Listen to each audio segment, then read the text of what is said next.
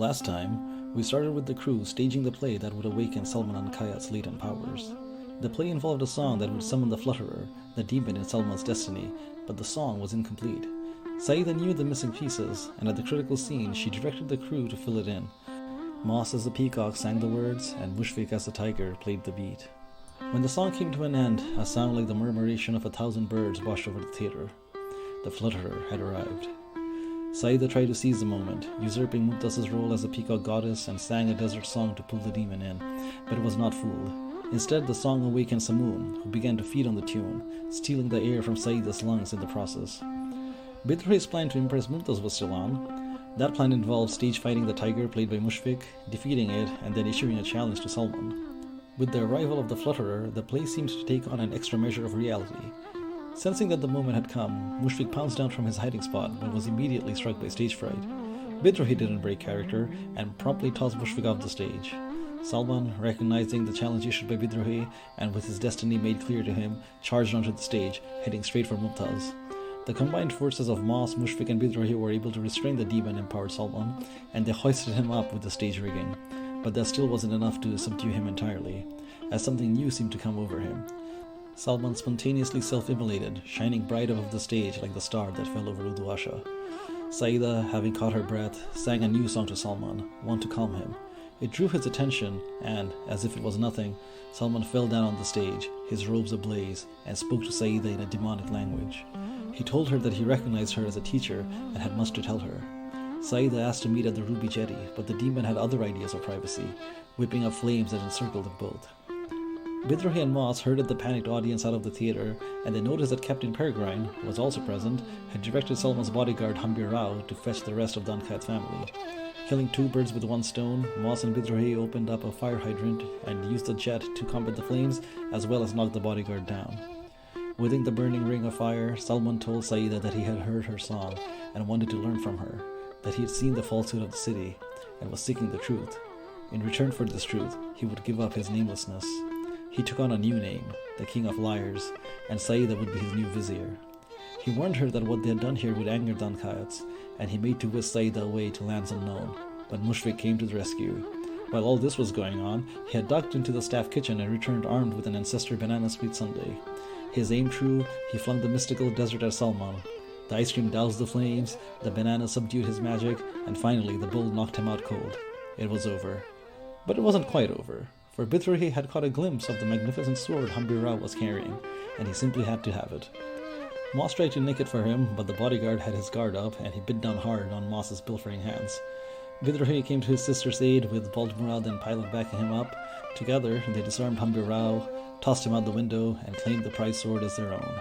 Now it really was over, and we pick up the story with the crew trying to make sense of all that went down and dealing with the aftermath.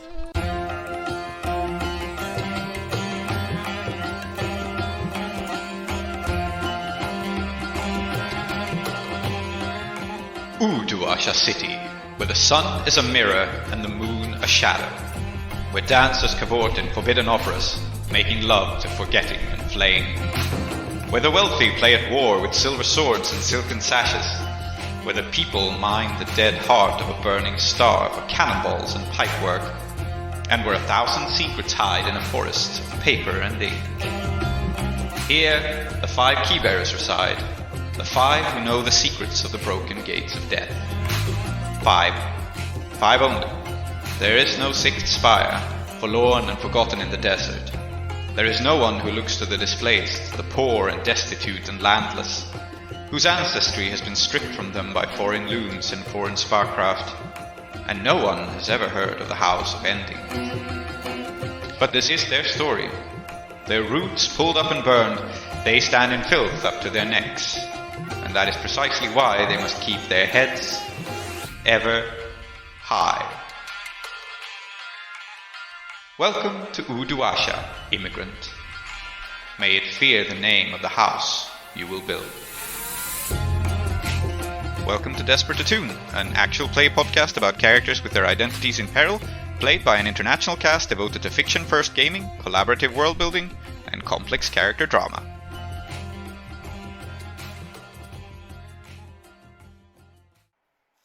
What are you all doing? Anyone can start. Anyone who volunteers. Well, I nominate somebody else. well, I mean, the obvious thing is to deal with my injuries. Yeah. And I believe our crew has a healer as a contact. Follow me. Oh, a crew contact. Interesting. Yeah, it's me, a healer. So, no need to dwell Wait, on who this is too this? much. Oh yeah, who is this? Who added this here? Wasn't me. Wasn't me. Wasn't me. Banging on the bathroom floor. No kid. The description is a Oh, practitioner of okay. healing, physical, emotional, spiritual. If that rings any bell. Oh, bells. that might be me then, because it sounds like the kind of thing that I would write.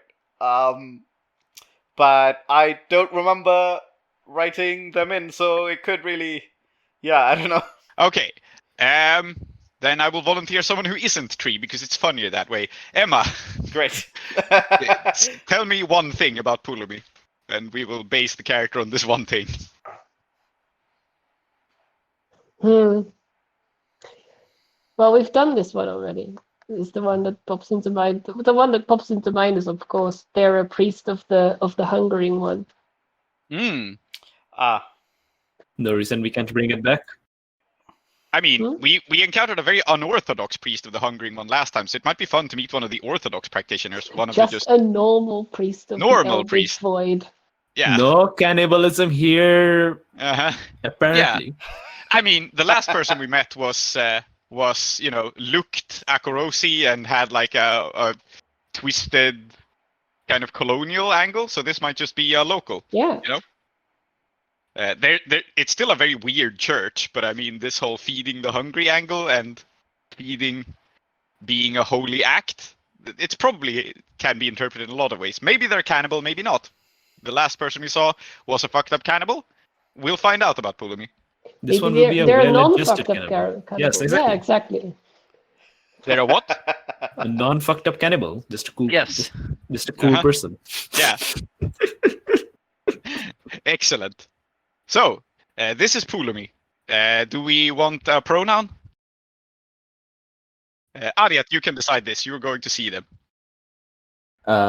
Yes, I think just she, her sounds like a female name, Pulumi. Okay, Right? Pulumi, yes. All right, she, her. So, how we described the priests of the Hungering one is that they wear necklaces of teeth. That's their normal outfit, and I think Pulumi is. I mean, I think there's two ways to go with priests of the Hungering one. They either look very gaunt or they look very plump, and I think Pulumi falls in the latter category. She has like kind of lunch lady vibes. I think she's a fairly large woman. She has all these rattling rows of teeth. And I guess the crew knows her a little bit because, I mean, you come from a poor part of the district, so she comes by sometimes to administer, food and help. They work for a charity, after all. Mm-hmm. I also need medical attention, so I think I'm also going to be there. Yeah, she's serving up meat surprise, and all that. Yeah. And she sees you come in, and you are fairly obviously injured, right? Like you have burns and stuff. So.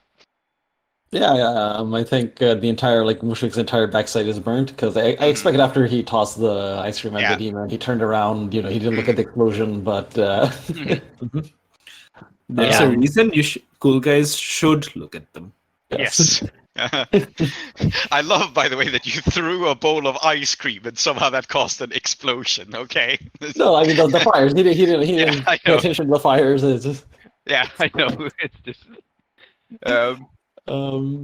Yes, banana bomb, like in Worms. Anyway.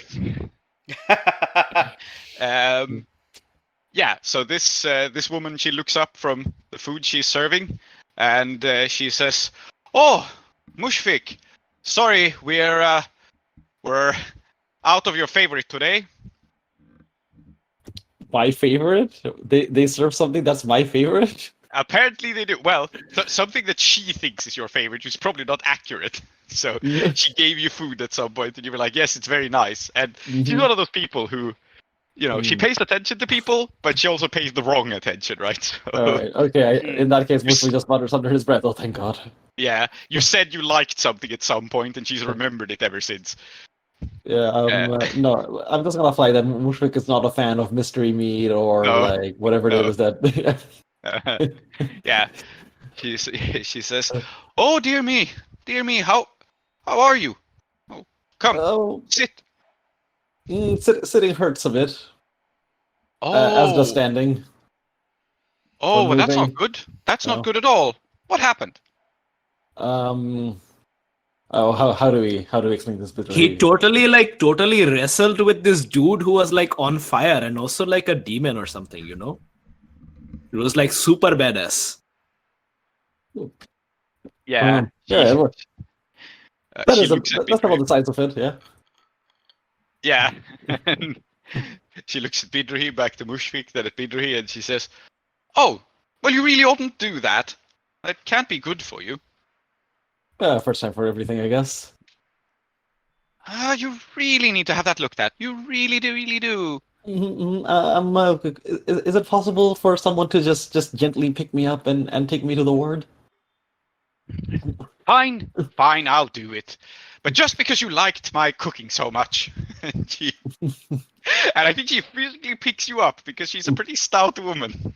So, I'm going to follow through. Follow me, Amma. You won't believe. Like he keeps just going on and on about like the stew, and he keeps going on about the rezala. He keeps going on about the kebab, and I'm like, "You guys do kebab?" And he's like, "They do everything here," and it's like amazing. You must like feed him very, very well. It's all he ever talks about. Oh, well, I'm flattered.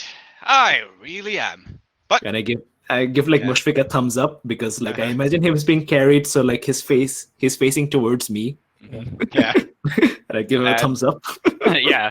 And she puts you down on a bench and like pulls up your shirt and goes like, "Oh yes, you are a bit burnt," she says. So there's something odd about how she talks about burnt skin, but oh no, I mean she's not thinking of like cooked anything. Is she? She's not one of the weird cannibal ones, right?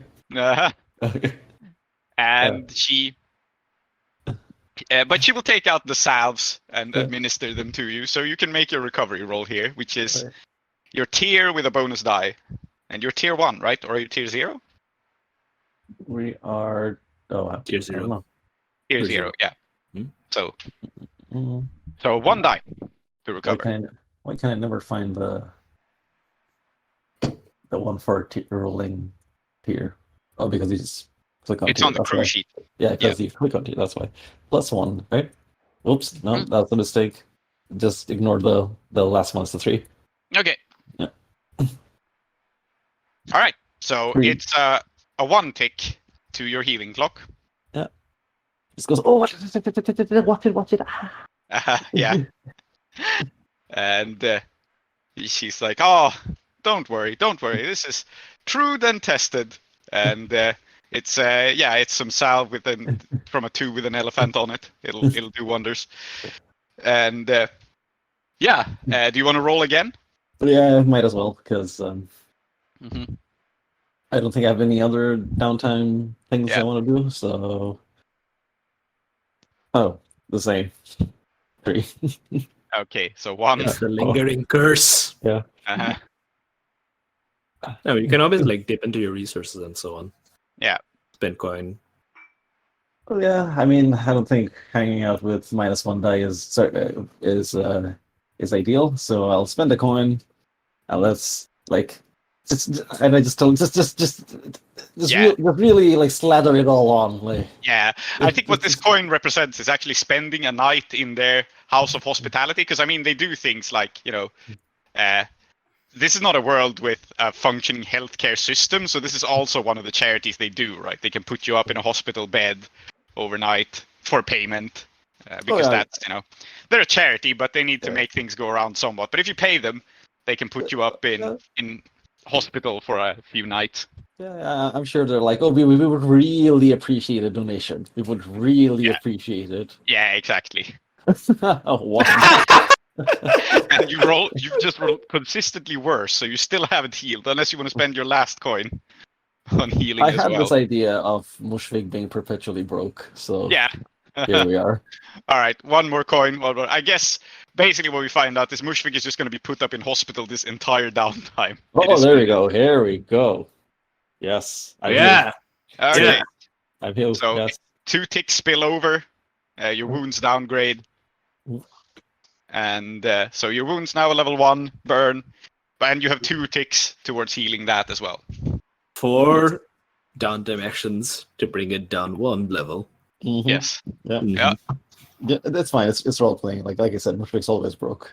So, Yeah. there you go. It's in character. And I'll be like, and Auntie, I'm also very hurt. Uh-huh. This hurt, it's physical, but also very emotional. I think the dynamic she has with you is she fusses a lot over Mushfiq, who she knows to be like a big, strong man, and then she turns to you and goes like, "Oh, are you very hurt? Is it? Well, let me take a look." And she totally doesn't take you seriously at all. Like she took Mushfiq seriously, but she doesn't take you seriously. The pain of being attacked by your own family, and like by Shere Khatam, who is like brother to me. Oh wait, I'm sorry. Did I do that? Was that? I think it was Moss that stabbed you, but it was a brawl. I'm sure you were banged about by both of them. Yes. Uh-huh. I do not hold grudges, but I must say there is a pain. There is a pain. Yeah, Mushfiq from his bed, like I guess across the curtain, just goes, "Oh, quit your belly aching. This is war." Yeah. The ache is in my heart, brother. She shakes her head and she says, "You really shouldn't get involved in things like war. Those are just not healthy for you." All right. I'll get you something against the pain of being attacked by your family. She says. And then she will take out some candy and she's going to feed you 1 candy at a time while you gripe. Fine. Because this is how the hungry one solves things. Food solves all problems. Yeah. If you're hurt, we get you something nice. Mm-hmm. So that's 2 ticks. So she gives you some candied fruit, and it's immediately better. Mm-hmm. Okay. Since this is also an emotional pain, I'm going to have the next scene with Moss. Okay, yeah. Mhm. Cool. What do you think what mutual interest could we possibly share for like recreation? Well, I was gonna ask you to train me in like using a sword at all competently, but that might not be the most recreational exercise. Mm-hmm. Yeah, we can do that afterwards. Yeah. What could be nice? Prince, do you think there's issues with like Ketrisis, like especially really poor Ketrisis, going to Udaput? I mean, I think it's one of those you won't fit in, but it's not, it's not Kshitijpur where the really rich live. So I think you can get by on it. You can look like you belong as the servant there, probably. Okay, so I think I'm going to take Moss on a walk around, like, because she's a relatively new arrival. So maybe like I assume there's places like Udaput and so on that you haven't like fully explored, and Udaput obviously is like full of ancient nooks and crannies. Yeah. So I think, and the place we're going to go down is called the Poesy Promenade, which is an old bridge built that's linking Udaput with, I forget which one. Kshitijpur, actually, Yeah, where the really rich live. So okay, yeah. you can go so far on the bridge, and then you won't be allowed to go any further. But you can go pretty far on it. Yeah, we can walk around, and it's very nice. It's not efficient at all. It's more ornamental than anything else. And there's like an old tradition of like, instead of like an actual toll booth, they have like, you can pay a toll and like walk through, or you can like give a poem to the guy. Like the toll conductor is also a poet, supposedly. I have no idea if this is still instituted. Probably isn't. And like the idea is that you go up there, you give your poem, and if they like it, then you walk across. And So I think like I'm just showing this to Moss, and I think we come up to the poetry, the tall guy, the poet. Yeah, and the tall guy of the day happens to be a very old man, like incredibly old by anyone's standards. He appears to be blind, and he's sitting at the booth, inhaling the scent of the Poesy Promenade. Mm-hmm. Mm-hmm. Yeah. And I look at Moss and I say, Mossapo, how are you with poetry? Are you like a fan? Well, it's certainly something that I appreciate from time to time. Yes. Mm-hmm. You? Okay. I love a good poem, but more than the good poem, I love comedy. And if we stand here long enough, very soon we will see many people trying to cross this bridge who have like no money, and they will be like, can I give you a poem instead? And then they will say a poem, and it's mostly like absolute dog shit. And this old man will get more and more pissed off because he's a real poet. So we're going to stand here and watch it. It's going to be fun. What, they literally pay with songs in Urushian? Yes, well, only here. I mean, it's a really cool romantic idea, but it didn't take off anywhere else. I wish it would have. It would have been like super cool, you know. Then I could get like stuff for free everywhere. Mm-hmm. You know what? You and I should get in government now that we're nobility. We can institute it everywhere. You know what? I mean, we can stand here and watch the comedy. That's cool. But do you want to try crossing the bridge? See if we can, if we have like if we're good enough for the old man. Sure, why not? Mm-hmm. Yeah, so I think this is how we're going to bond. Mm-hmm. Wonderful. By trying to impress the guardian of the toll gate with a poem. Yes. Yeah. All right. And you are attempting to heal. Yes. Because my harm is I got beat up by my own family, so I'm going to spend time with my family. Mm-hmm. Okay, so this is slightly unorthodox, but instead of rolling tear, I guess you can roll consort to heal for hanging out with your friend and sister. Yeah. Yes. Mm-hmm. Okay, so I'm going to roll first and then we can see. Yes, exactly. We'll see how well this goes. And do I take a bonus dice for Moss? You absolutely do. Yep. There we go. Fortune roll 1. Okay. That does bump me down. Okay, so that does fill your healing clock, which means I guess that this goes pretty well for you. So, which one of you recites a poem? Is it Moss or is it Bidrohi? I think maybe let's each do one. I think that could be cool. Okay. I think what's going on is like we are working on a book. I think we are probably like we started like doing it separately, but eventually we just start riffing off each other. Yeah, perfect. So you deliver a poem, and the old man, like he looks your way, he hears you, his head turns even though he cannot see, and then he draws a big knife, and then he picks up an orange in his other hand, and he thoughtfully peels the orange with the big knife as he listens, and then he says, "That was adequate, beyond even. Have some fruit and pass." He gives you a peeled orange. What is the subject of our poem, do you think?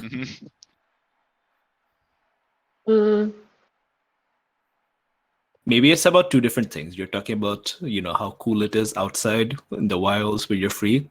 And I'm talking about how cool it is in the city where there's like lots of, sex. Yeah, it's one of those dueling poems things. Like what is that? The caged bird and the forest bird? That's who wrote that? I think that might be a Rabindra Sangeet, actually. Caged bird and forest bird. Anyway. It's possible. Yeah. You're doing that poem style anyway. The tame bird was in a cage by Rabindra Tagore. Yes. Yeah. I think it ends with like a little funny epigram with like, you say there's a lot of sex in the city, but do you know what those birds are actually saying when they're singing outside in the forest? So nice, so cute, so sweetly. Yeah. Yeah.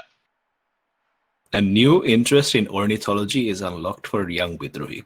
Yes. And then you get to pass the promenade and split an orange. And it's one of those, you get to pass the toll, you get to walk across the nice bridge, you get all the way to Chittichpur, where one of the Fursan takes one look at you and sends you packing in the other direction. But A nice day out. Chittichpur is exclusive. This is, you don't get in there without a good reason or good enough clothes. This is Cool. I also did want to have. This is a problem that seems eminently solvable for Bidrohi.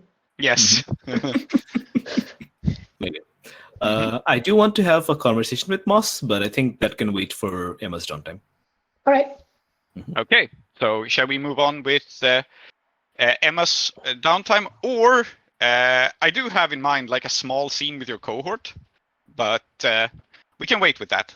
I think I do want to see them too downtime. as well, but Yeah. that can happen a bit. Let's stay on downtime. So I guess either Emma or Tree. Also, by the way, I might take a few more downtimes with some coin, but Yeah. not yet. Mhm. Yeah, I think it makes sense to do Saeeda last actually and stay on Moss for now. Yeah. Right. Yep. All right. The first thing I'm going to do is try and buy some good fertilizer. So I know that I'm going to be doing more than 2 downtimes. Yeah. But I'm like spending a coin to do indulge Nice. price downtime. Yeah, Makes sense. I don't think this has to be a scene. We know that you're tending to your tree. You're exactly. just buying some fertilizer for it. Cool. So So that. you reduce 5, yes? Mm-hmm. And since I want to do something with Bidrohi, as I said, and I want to do something with Saeeda. And since we just had a scene with Moss and Bidrohi, I think we'll do Saeeda first. Yep. Saeeda. Yep. I think Moss is going to find Saeeda probably sometime late when there is like a quiet moment for them to talk about something sensitive. Mm-hmm. And I imagine this might just happen at home, right? Or at our school. Does Saeeda hang out there? Saeeda treats it like an office, yes. Yeah. So one night late, Moss will come to her office and just like, do you have a moment? It's Yeah, I was just packing up to go home, but I can also I can walk with you if you want. that would be lovely, actually. Yeah, let's do that. All right. So heading out on the street, Moss is a little quiet, and then you will pipe up like, I think there's going to have to be a killing.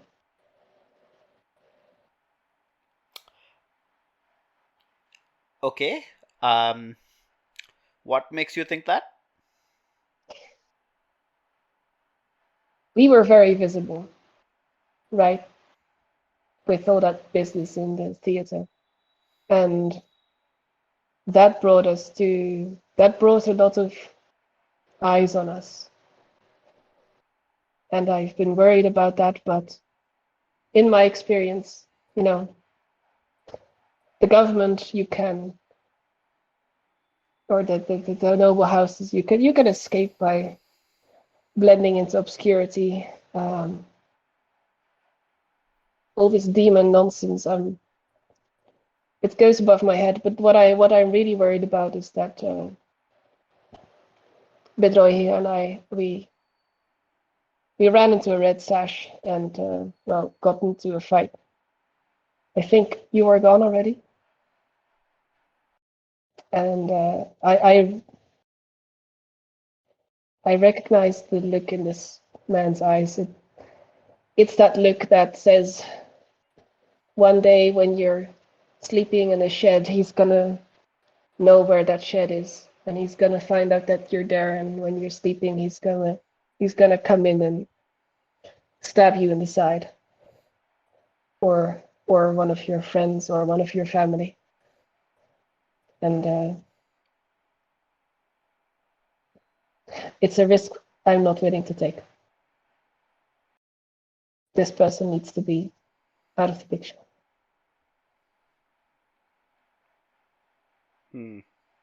Here comes a candle to light you to bed. Here comes a chopper to chop off your head. That's how the Akarosi said, right? I think I've heard that before. I couldn't say if it's Akarosi, but I'll take your word for it. I'm not exactly against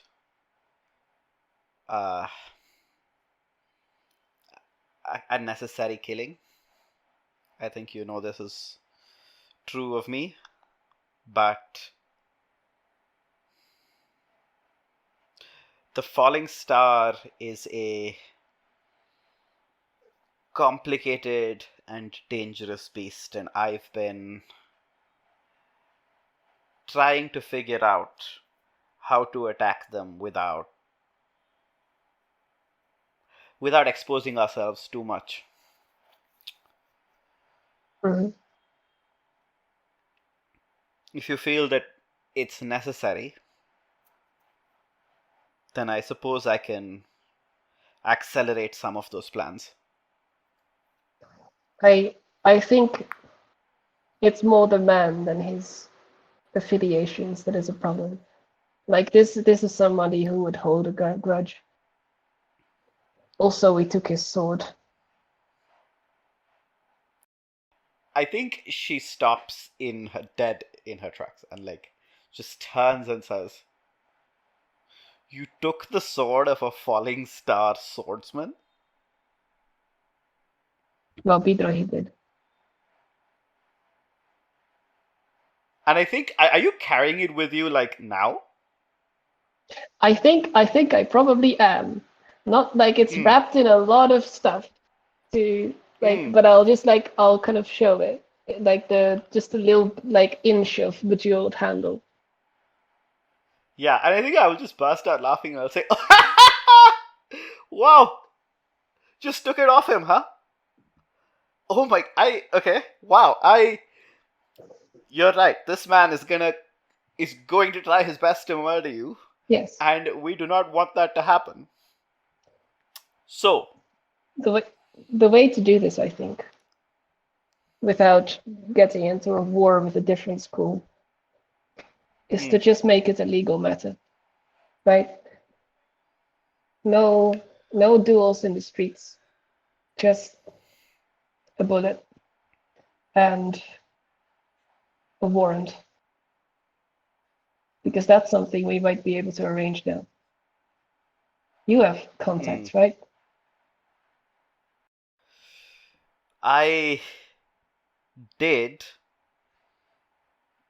I was meaning to get back. Well, when we went to meet my contact at the Chipped Cup, well, it was made clear to me that perhaps I would not be able to use that contact again, lest I... Oh, it was just tricky. I need to make... I can figure something out. It's not a problem. Tell you what, once I've made contact, and I'll make that a priority, I'll pass the information along, and then we can figure it out. All right.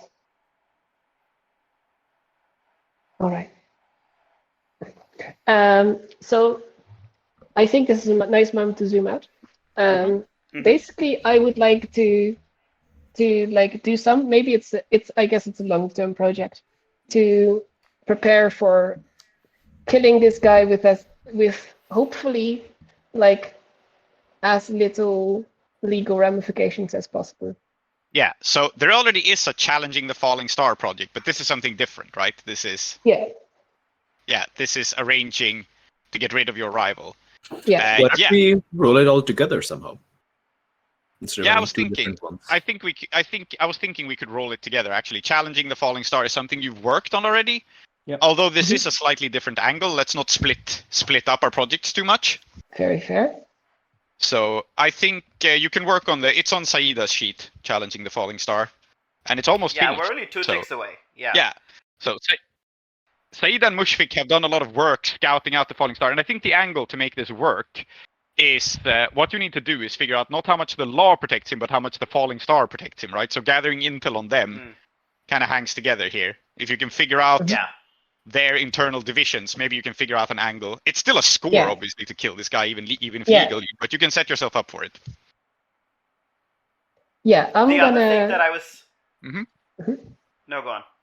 I think I'm going to like add to this clock with the survey, and I think the kind of gathering information about an opportunity or exploit that I'm gonna do is indeed like maybe it's not exactly illegal, like a city law thing, but more like operating procedure of the falling star thing. Yeah. Where I'm just going to try and like learn as much as is publicly available about them as I can. So surveying and watching and learning more, I guess, about specifically this guy, Hambirao. So, makes sense. Roll a survey. It's a fortune roll. I don't think there's any risk. And if you roll a 4 or above, the project is finished. And you roll a 6. So the project is finished. And so challenging the falling star is filled in. I guess Tree can fill it in on the sheet. Yeah. And I think what you learn here to contextualize is you've already learned that the falling star is very, very, very individualistic. Like, they're not that team-oriented. They're very much like personal glory-oriented. And I think Hambirao is in a kind of weird position because he has worked for House Ankayat for a long time. He's had a steady job there. And so the angle is I think the angle I'm giving you here is he's become a little bit of a gray area between House Ankayat and the Falling Star. Now, the bad news is both of those factions dislike you a lot. But the good news is he kind of falls between either of them responsibility, right? If he is killed on a job for House Ankayat, then the Falling Star is probably just going to go like, well, that's your problem. You pay for it or deal with it, or, you pay for his funeral. You compensate his family members, you avenge him. Whereas, if he is killed doing some dueling or whatnot, then House Ankayat is going to be like, well, that was on his off time, we don't care. So I think the legal loophole here is that it's not entirely clear who is responsible for this guy. Okay, so what we need to do is find a place where both find some sort of weird position to get him in, that both of them are going to abstain or abdicate responsibility. Yeah, I think another situation is that, well, if he attacks someone and then someone kills him, like, who's legally responsible there?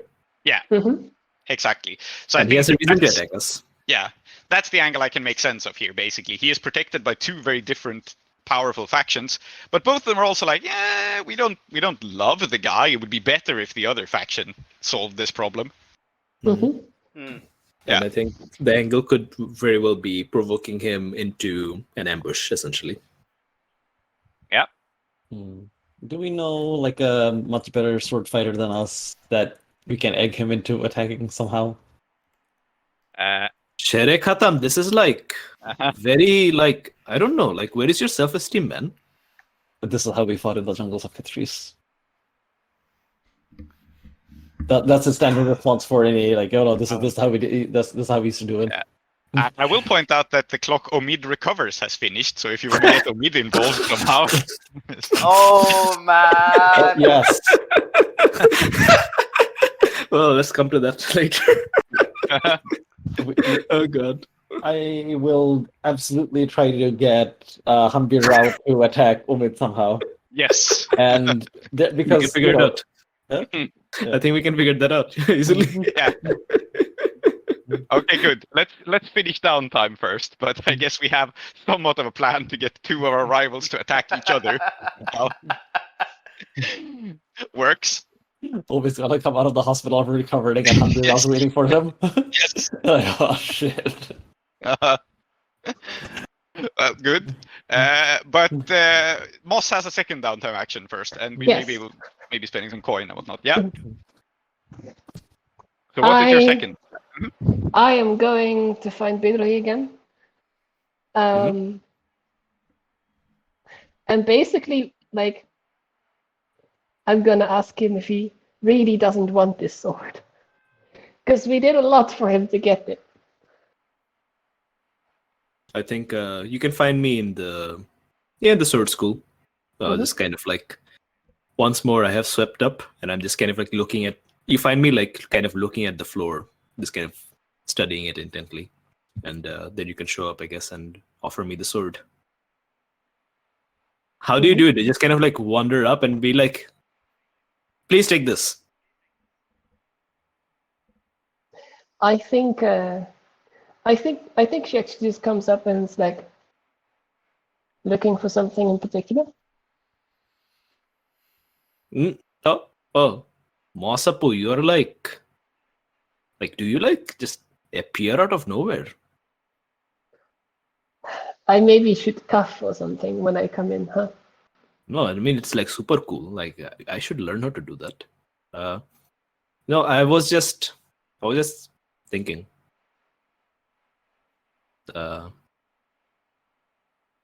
This used to be my father's school, right? Yes. Yeah, I know you know that. We never talk about him though. No. Do you want to? I was wondering if you want to. I mean, Hamad doesn't like to talk about it very much. What happened, but I sort of know. And I know he was the one who told her to tell you to go away. I think this is actually the perfect moment for Murad and Pilot, because I had planned for them to touch on this as well. Mm-hmm. I think as you're talking about this, Murad, who I guess was in the next room or something, he like hears this and he just leads. He goes like, "Yeah, blessing be on his name. Ramu was a great man, and that Diamond Tooth or whatever his name is, he's gonna regret trash talking him. Me and Pilot made sure of that. Yeah."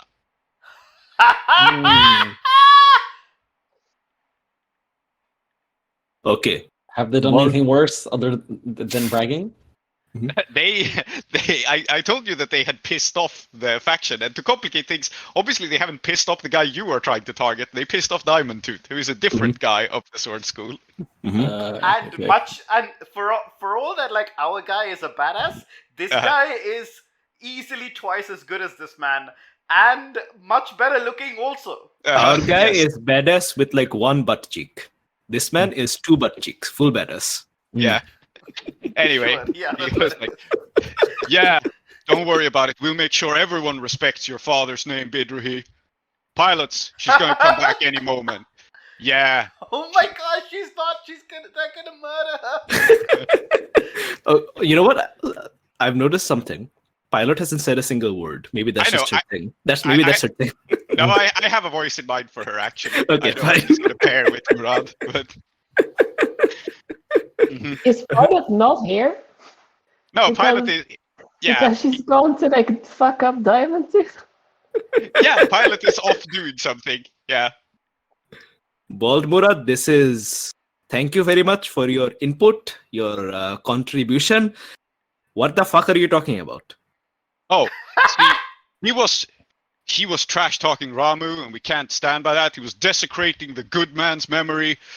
He like wipes away a tear as he thinks of Ramu's good memory, and he says, "So, I mean, Pilot's not going to take him on a fight or anything like that. We're not stupid. Yeah, she's just going to put up a note on his door telling him to go fuck himself." Okay. Okay.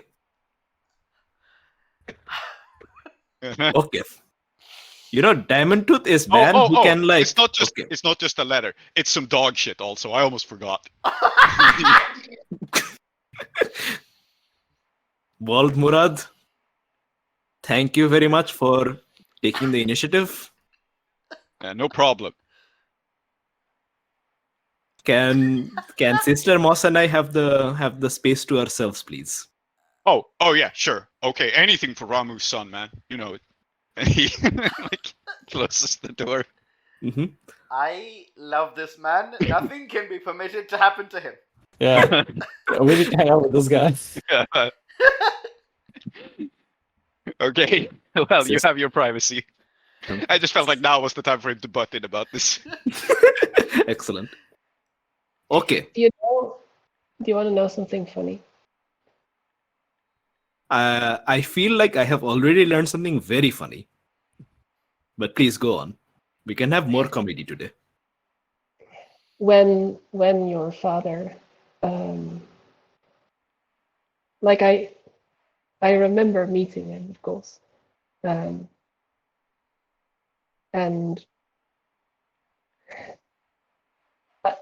the strongest memory that I have of him is when he said all that, when he said that I was, meant to go. I challenged him to a duel.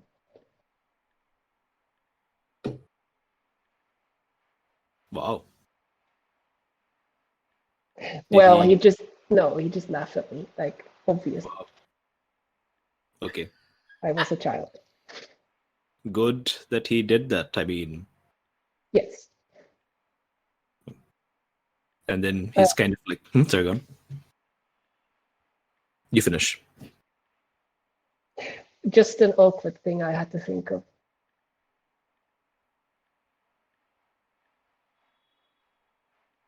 I'm surprised you don't like hate me,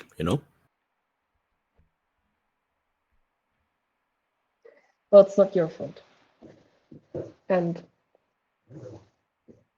it's a long time ago. It's a long time ago, but I mean, we're in his legacy. We're sitting here. I am his legacy. Bald Murad, there's like, I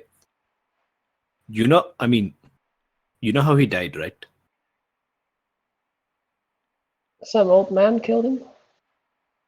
Some old man killed him for like, he led an attack on a temple, and then these like priests just completely like fucked him up in a balcony. They were like all in the same balcony. It was like completely stupid. I mean, there's like, Bald Murad wasn't there. That's why he's alive. Pilot wasn't there. That's why she's alive. And like, there's one other person. I mean, you haven't met her yet. Her name is Boda. She's still around. Not looking too good, I must say. She's still around. I talk to her sometimes. They're the only ones who survived, and everyone got fucking killed because he led a very stupid, pointless assault in a very stupid fashion, and then some old man killed him. And this is the man that Bald Murad is. Bald Murad follows me because I am his son. Do you wish that those priests had just laughed in his face too? No, I think then if they would, he would have just killed them, Yeah, I suppose. It's like, man. And that sword. Yeah, that's actually what I came here about. Yeah. Yeah. And she like kind of like now realizes that she's like kind of obviously clenching it in like a bedroll on her arm. And he's like looking at it. I did want it. Like, it really is a super cool sword. And like, I thought it'd be kind of funny to ask you to get it for me, like, haha, birthday present and all of that. And I think it was really funny. It was very funny. And then you almost died. And then Murad and Pilot almost died. Maybe actually in hindsight, that would have been a good thing. Why? But, they almost died because I wanted a cool sword. And like, so many people that, all these people who were on the balcony, they were like not really my friends, but like I knew them. I knew them all. They all got killed because my father was a goddamn idiot. And now I was a goddamn idiot, and almost everyone died. So what you're saying is all three of us have the same flaw. And you and I got away with it once. No, I wasn't saying that you were a goddamn idiot, but Okay, maybe I saying. suppose I am, because yes, you did it too. Okay, fine, I get it. I Okay, did fine. it too. Yes, you did. Then I'm saying it. Right. Okay, you can say that about yourself. That's fine. Yeah, I mean, kind of worrying, isn't it? Yeah. Maybe, I don't know, I feel like there's two choices, right? Knowing that. And one of them is go be a hermit, or I guess any other profession that doesn't involve much danger. Just keep quiet. I don't think you're gonna do that. I don't think I'm gonna do that. No. So the I other won't. option is make sure we have what it takes to get out of the weird shit of the stupid shit we get ourselves into.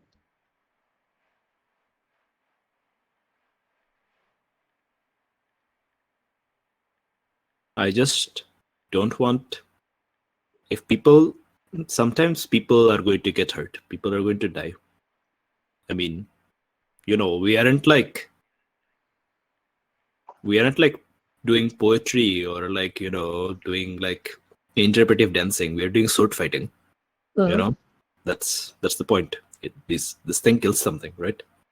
Yeah. People are going to die, but I just hope that I never get someone killed because of some stupid reason.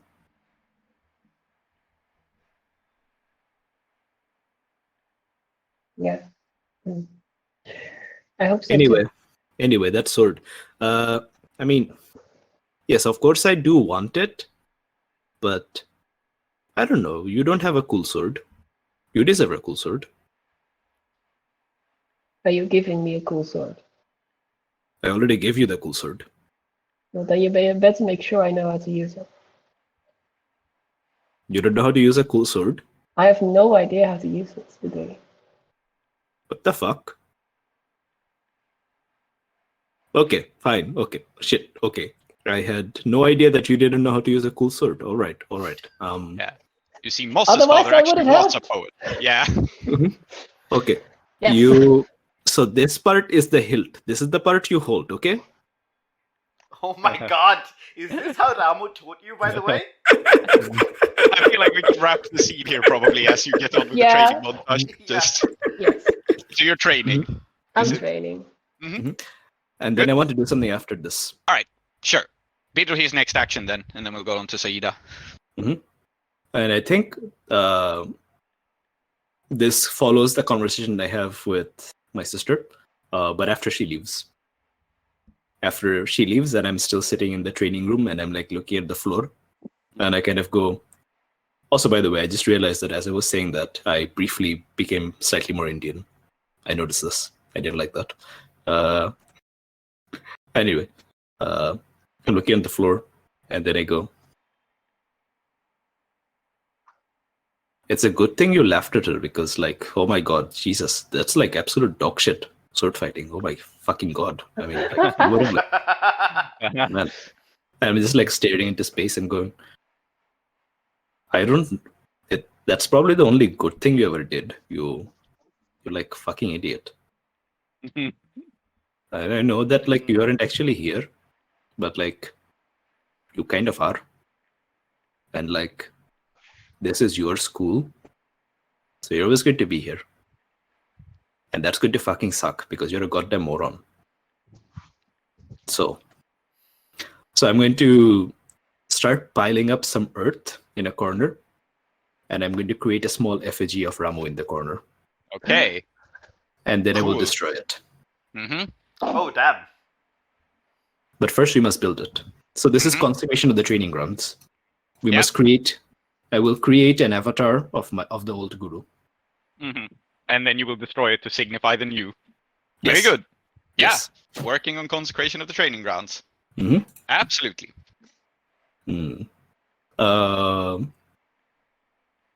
I think this is. What could this be? I guess it should be Tinker, which I have no Yep. points in. Yeah, but that is what it is. Yeah, I think it can be Tinker. Yeah, I think it has to be Tinker, unfortunately. Mhm. I think it could also be Attune, arguably, but Tinker is fine. Yeah, I also have nothing there. Yeah. Because I'm not actually attuning to I know. this. I know. Yeah. It's just, Mhm. it seems to be vaguely good for just spiritual actions too, right? Even if they don't involve Yeah, that's actual true. magic. But That's true. That's true. but Tinker works. Is there any way I could get a bonus dice? I mean, I can give you a devil's bargain, which is that Murad and Pilot see you doing this, and they're going to hate when the project progresses, right? Like, Yes.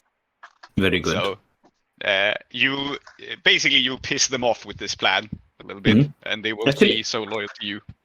What I really want to do is get Mona involved, but I don't know if you have time to like bring her in and like Yeah, do her. Yeah.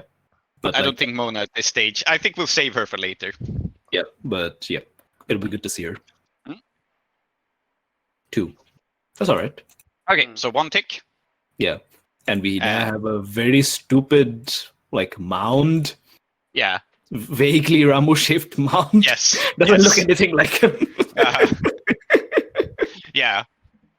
And I think consequence of this is Murad, who doesn't know what you're up to yet. Let's just stick to Murad and introduce Pilot later. He just goes like, oh, yeah, we used to do that back in Kethris. That's a good initiative. Yeah. And I mean- obviously they built memorial mounds. This is what, you're all from Kethris, but you're from different parts of it. So probably you did things slightly differently. So... Okay, I'm already going to announce another project, which I'm not going to start yet, but I already want to know how big it's going to be. Mhm. It's going to be my clock, which Yeah. is the Ramos followers are loyal to me. Okay, well, because you just took this devil's bargain, I think I will make this an 8 clock. Okay, Because let's just represent it that way. This was a setback, so it would have been a 6 clock originally, but you set it back with this devil's bargain to 8. makes sense.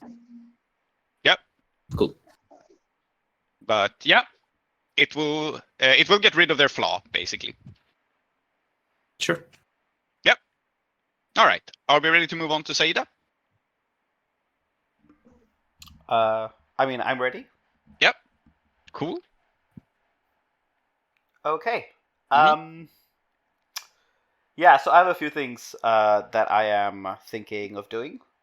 So let's start with I have this permanent shortness of breath that I kind of hate. Yes, it's an injury. Yeah. Yeah. Now, my understanding of a seneschal is that they're the person who like stands in front of like the throne room and like announces people. So they're like Yeah. Lord Wolcott, Yeah. that kind of thing, right? Yeah. So probably like someone who is a devotee of the seneschal of the princes knows a lot about how to breathe really well. Uh-huh. So I want to involve one of my contacts who is Uh-huh. Srinivas Chandar or Sinu, who I'm gonna go ask him for tips on how to like breathe well, because Oh, I he- seem to be like suffering from the shortness of breath constantly. Okay, and he's a cultist of the Seneschal of what? Am I understanding this correctly? Yeah, he's the favored devotee of the Hupu, who is the god, and I've just called it the Seneschal of the princes. So Okay. I presume that like when the princes are in court, there's a big, massive Hupu that's like, like yelling out the names Okay. of the people who are So, coming into the throne okay, room. so there is some sort of divine Seneschal that this guy worships. Is that right? Yes. Yes. Okay, cool. So he's not the Seneschal himself, he's the Seneschal's worshipper. Yes, correct. Cool. But he's the favored devotee. Okay, Saeeda's contacts are very complicated people. This is Correct. what we are learning. Mhm. This is a mild reference to one of Salman Rushdie's, what I think is Salman Rushdie's best book, which is Harun and the Sea of Stories, in which Okay. he talks about the Hupu bird as the most interesting and royal bird in the subcontinent. Uh-huh. Okay, so where do you meet Srinivas? Lovely question. Yeah, I don't know. Maybe it's actually Udaipur, right? Like Udaipur is where a lot of the old gods and like Oh, gods and temples and are, stuff yeah. are. Yeah, So- we haven't been back to it Yeah. this season, so... So I want to imagine him, just to hook in references from the real world, right? He is a devotee of this bird deity. And if you walk around in Singapore, there are a bunch of old men who sell songbirds. And I think this is what his temple does. Like, so he has a bunch of songbirds in cages, and part of what makes the temple money, besides blessings and so on, is actually to sell songbirds to affluent middle-class people. Yeah. hmm So maybe I will find him at a stall with this bird. Yeah. And I'm just gonna... I'm sure he notices my shortness of breath. Yeah. And I think I will just say, anything you can... Do you have, like, breathing exercises that you do? Like, this is fucking killing me, man. Oh. And I don't want to tell him about the demon thing. Yeah. He says, "Oh, my friend, that sounds very bad." And what I have decided about Srinivas is that he is actually quite old, but he's one of those eternally baby-faced people where he both looks and sounds a lot younger than he is. Great. And he says, "That does sound bad. Yes, I can teach you a few breathing exercises if you'd like. Come, sit down. Are you sure? Sometimes it's age doing this, but no, this doesn't sound like age. This sounds like something else." Yeah, it is something else, isn't it? And I think that, like, if the cost, because he's not my close friend, if the cost of having him help me is revealing that there is a demon, I think that's then precisely I will the pay case. that cost. Yeah, I think that's precisely what it is. So you can tell him about this, and he will give you some breathing exercises, and he will know that you are possessed of demons. And he says, the houses can help with that sort of thing. I have a few friends among them, cousins of the family and so on. I could call on one of those if you'd like. I wouldn't put you out like that. I'm going to try the exercises. If they don't work, then, But for now, I don't want to... You know how these noble houses are. You ask for one favor and then next thing you know, you're in debt to them for a lifetime. Yes, I know how it is. Well, here's a little exercise one of the cousins of House Anrakis told me, he says. And whether or not you want to, he is going to find out about this, and he's just going to benevolently ask around among House Anrakis. Yeah. I mean, it's fine, because it's Anrakis, with whom we have no beef yet.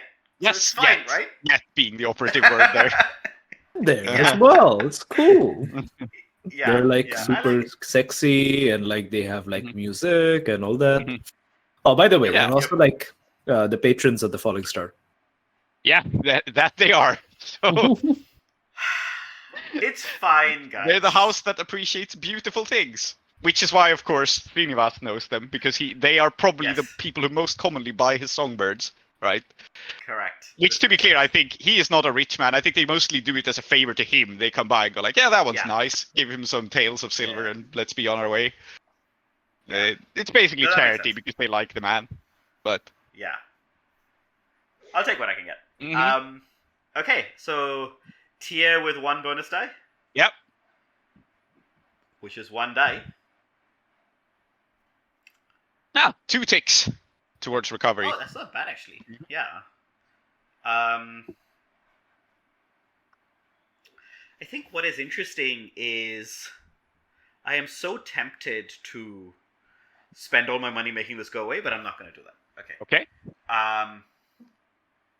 I think I will get him to teach me another breathing exercise and roll again. And depending on that, I will see. Yep. Okay, so Can you're I get the spending die both... again? Yeah, both you can get it actions. again. You could spend both your downtime actions hanging out with Srinivas. I think that's fine. 6. Okay.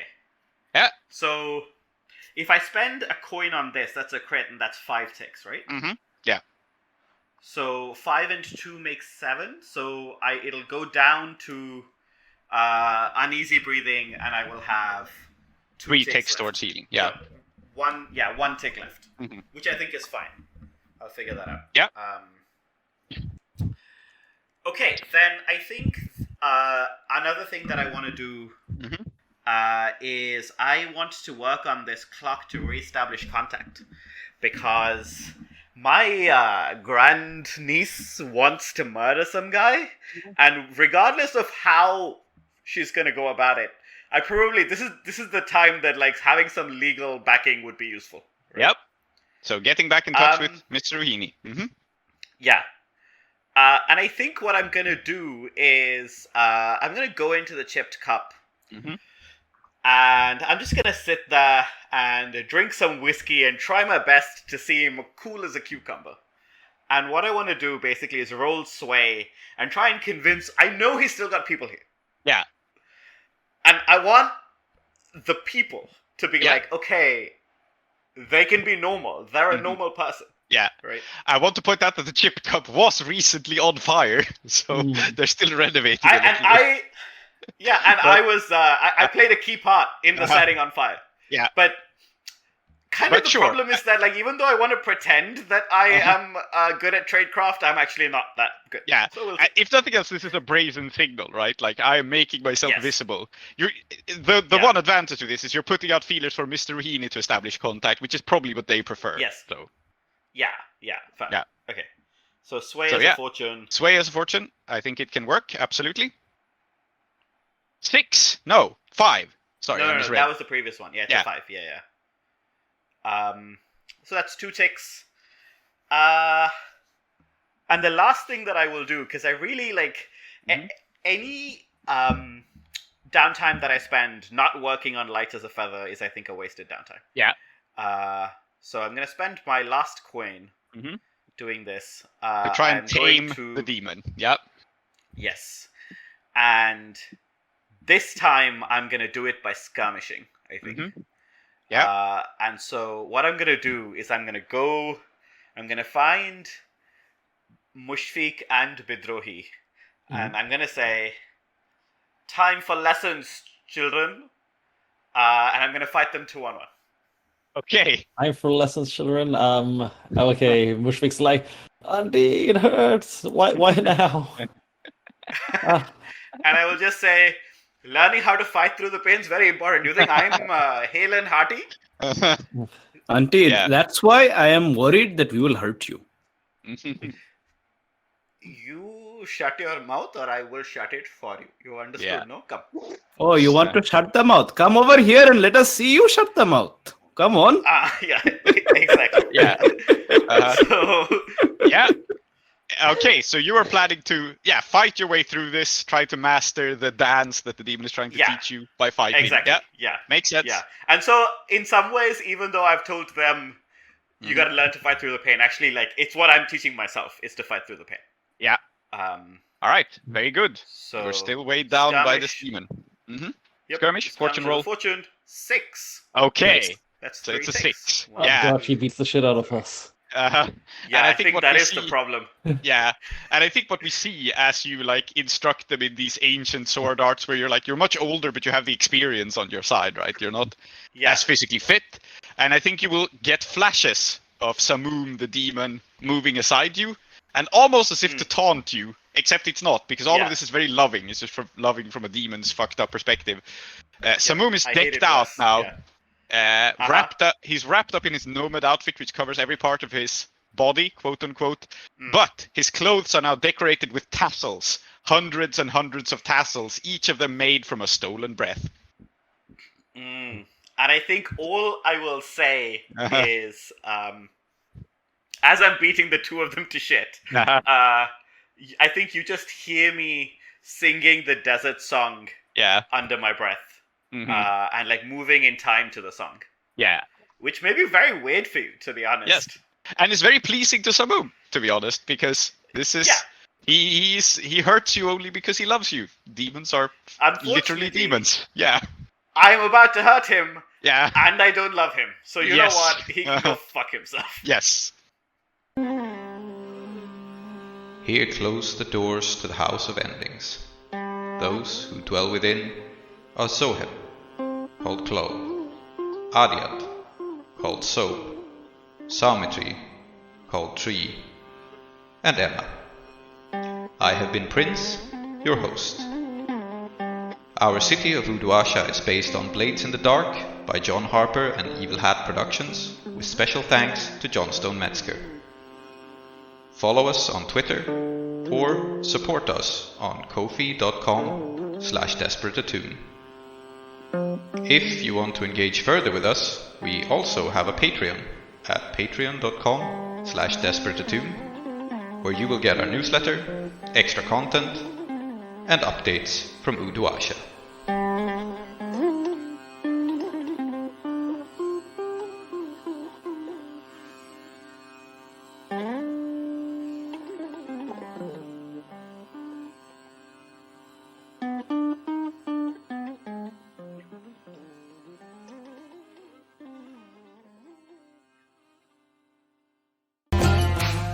Next time on Desperate Attune. So your solution to having two ridiculously dangerous swordsmen after you is just to fight them both at once. Yes. Yes.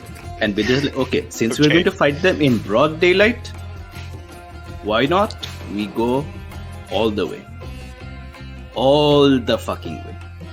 We fight do the it in the sands of the arena, in the Colosseum itself.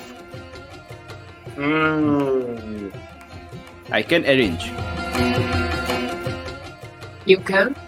Yes, I have friend in House Anrakis. And this would be better. It would be really cool.